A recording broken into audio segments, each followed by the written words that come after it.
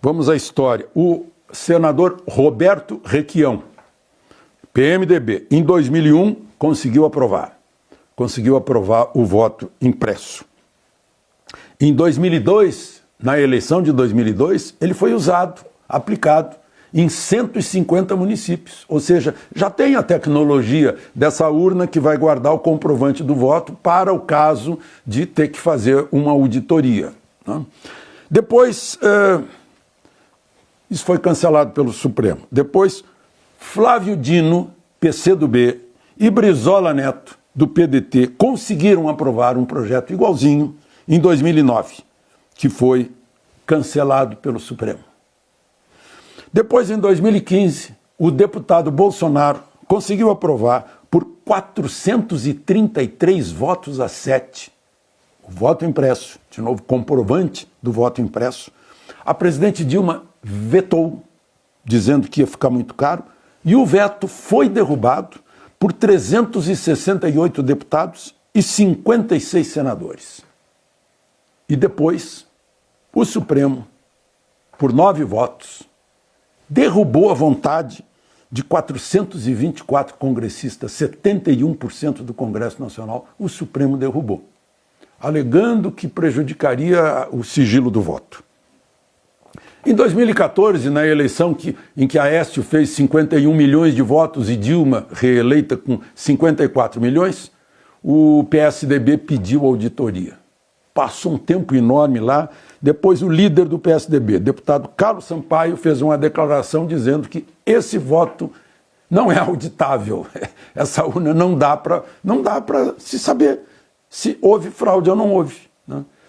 Eu vi outro dia uma entrevista antiga que foi feita com um especialista que foi chamado ao Supremo, ao TSE, né, para testar a urna. Ele disse que não nos deram tempo para testar a urna, mas tenho certeza de que é possível, né, haver algum tipo de entrada de hacker. Então, eu acho que isso é importantíssimo para o eleitor, seja de que partido for, seja de que ideologia for. Vocês viram aí, Roberto Requião, Flávio Dino, Brizola Neto e Bolsonaro. É todo um leque ideológico querendo a mesma coisa. A certeza da garantia do que há de mais sagrado numa democracia, que é o voto, né? Então, usando aquele argumento em que muitas vezes se usa, por que nos outros países não estão fazendo o tratamento que estão recomendando no Brasil, por que os outros países não fizeram? Aí a pergunta, por que os outros países não fazem?